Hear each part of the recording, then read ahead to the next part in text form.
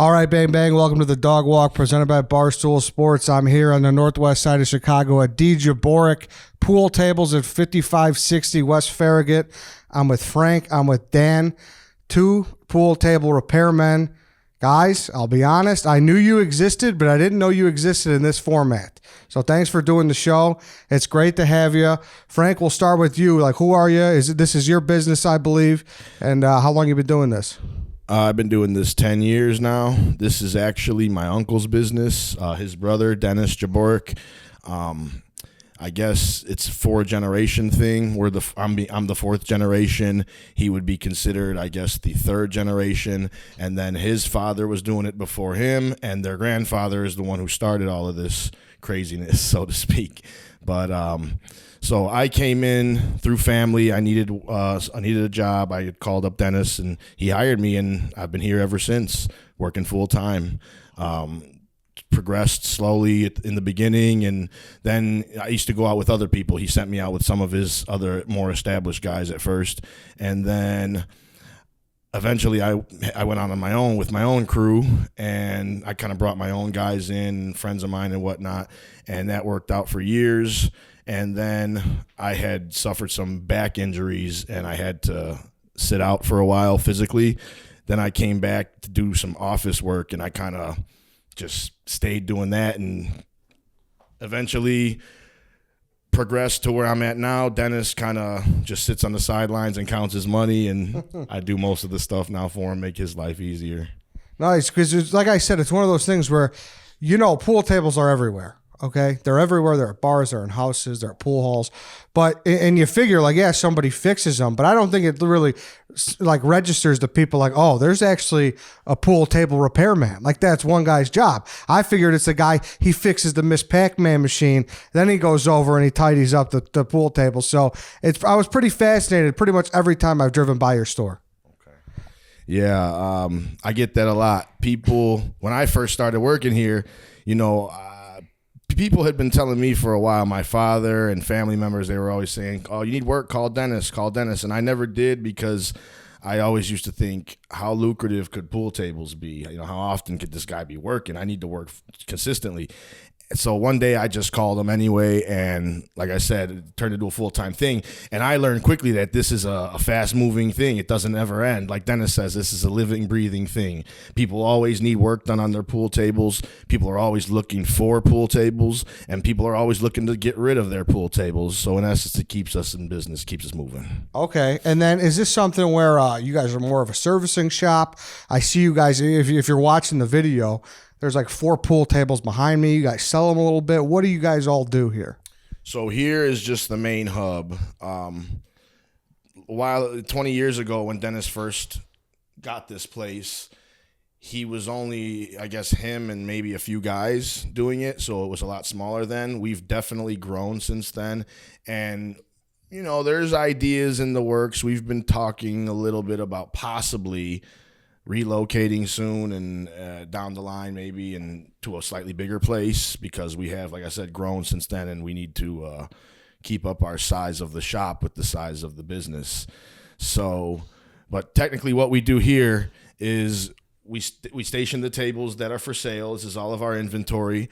I mean, not all of it. We have other warehouses with miscellaneous tables there, but we usually keep pieces of them here so you can see everything here at this location. But we also do work here. If people bring in stuff they need fixed, we can do the work out of here.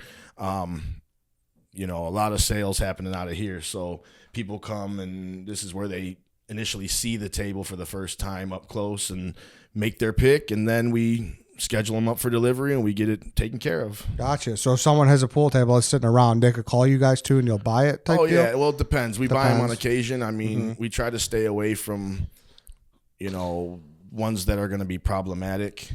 We usually pick up the nice ones. We stay away from the junk, so to speak. Listen, I understand what you mean, but the word problematic gets tossed around so much in today's world. The fact that you problematic towards a pool table, what goes towards a problematic to a pool table? So, yeah, a lot of people might think it's just putting the legs on the table and then taking them back off again to move it or whatnot, or to service it. there's so much involved with these things. I learned that it's an art form as well as a trade. You know, you gotta learn this stuff to really get it down. It's not like you can't teach just anyone how to do this stuff. Mm-hmm. You know, I've also seen that this is not for everyone.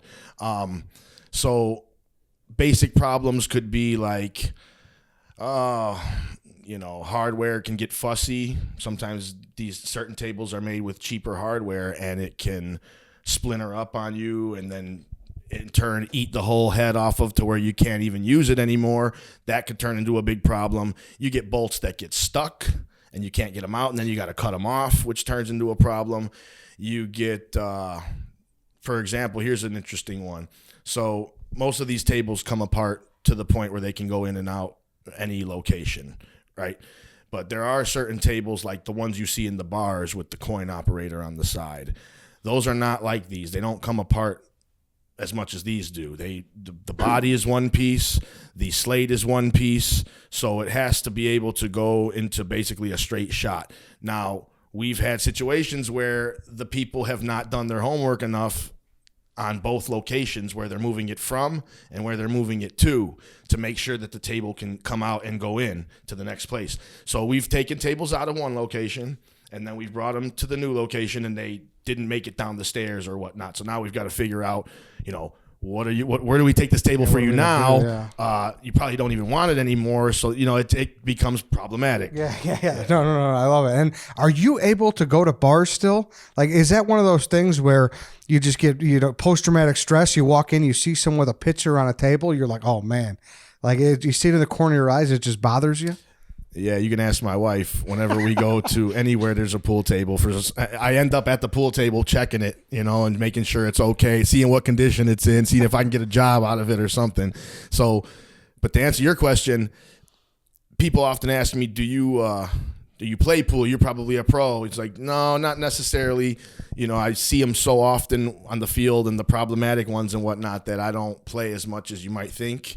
I play occasionally, but that's crazy because people are always giving you shit when it's like a comedian's. Oh, you're a comedian. Tell me a joke. Oh, you run a pool store. You're probably the best. Then you miss a shot. It's like, oh, what's going on, Frank? You know. So I'm not the best. I'll tell you right now. I've lost quite a bit of money playing. So just trying to learn. You know. And what's the worst thing that could be spilled on a pool table?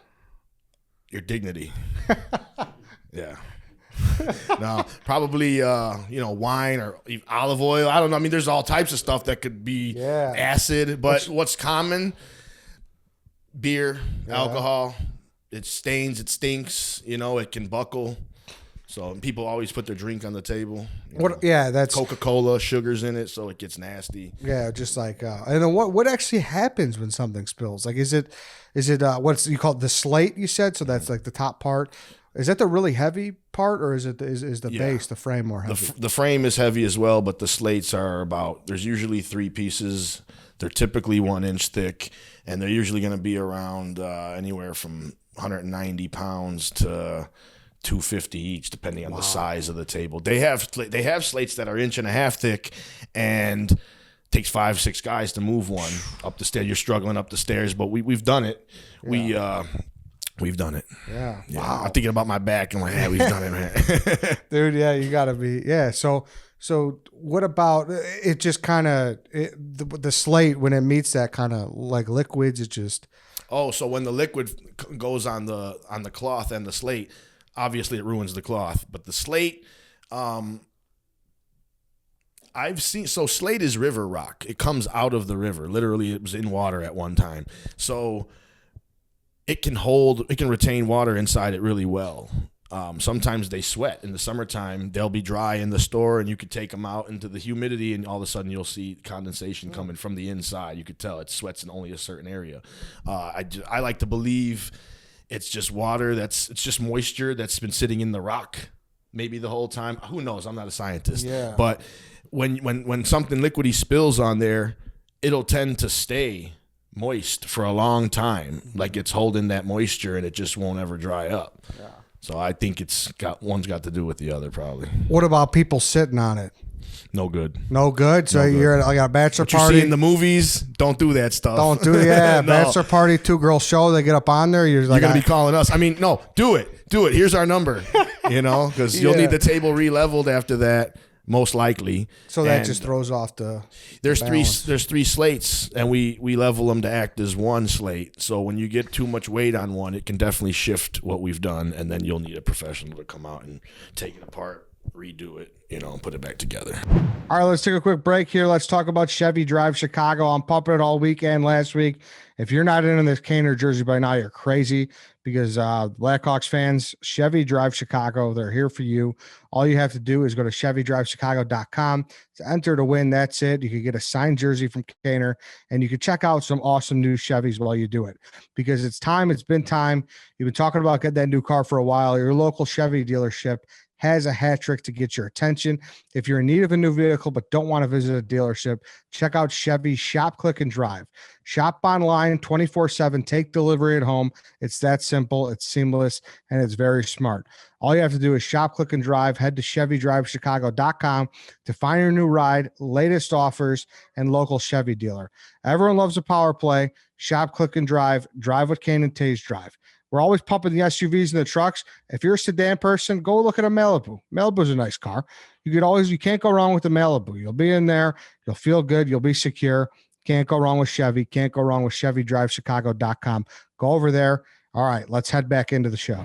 And what do you think? Do you prefer when, you go to the one with the coin operated ones, the balls lock and they go through like the mousetrap contraption, I'll call it, or the ones that just kind of holds it like a personal pool table? Your question is what? Which one do I like better? Yeah, like what do you think it's like for you? That's your I just personally, if I can have ball return, I would like ball return. Yeah. That's what it's called, gully system ball return.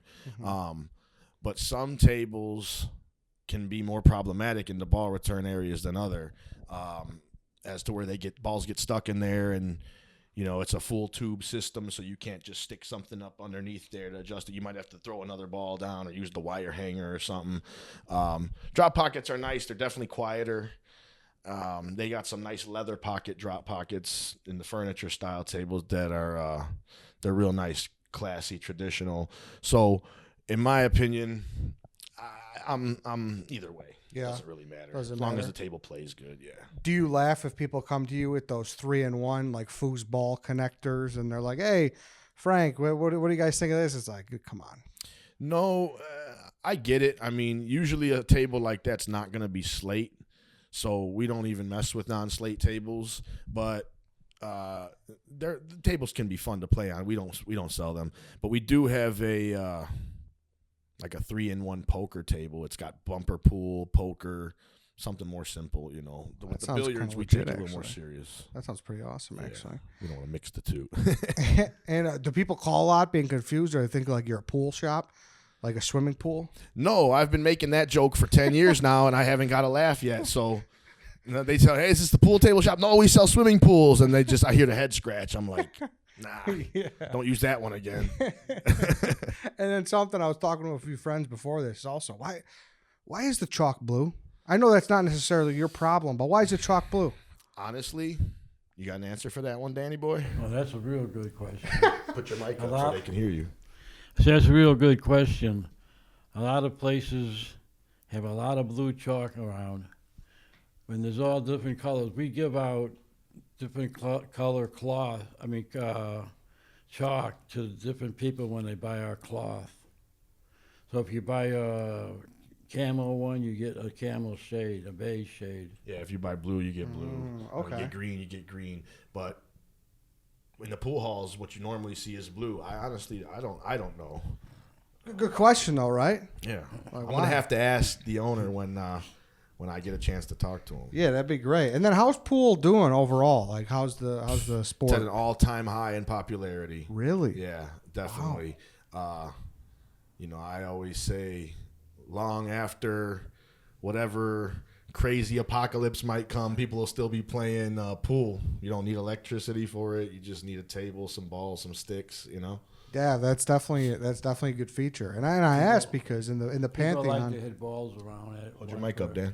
People like to hit the balls because of the eye-hand coordination yeah, that's involved in its skill. Yeah, no, for sure. lot And of I people asked like that too that. because I mean the pantheon of the bill, and I know it's not just a bar game, but you're seeing a lot more shuffleboard, and all these places are getting Definitely. yeah, even some curling, some bocce are involved. So I was curious how pool and darts are obviously the mainstay, Yeah. but Yeah. Pool, shuffleboard, definitely. We've been very fortunate during the pandemic. You know, everybody right now is staying home trying to be a pool player. They're looking for something to do that's fun at home, and it's the perfect thing. So you've seen that? You've seen people coming to you being like, "Hey, we're trying to." oh, I can tell you this right now. As far as like buying a new pool table goes, they're nearly out of stock on everything. All the manufacturers, just because everybody is, like I said, doing the same thing, staying home and playing some type of fun at home. Yeah. Yeah, and pool's a big one.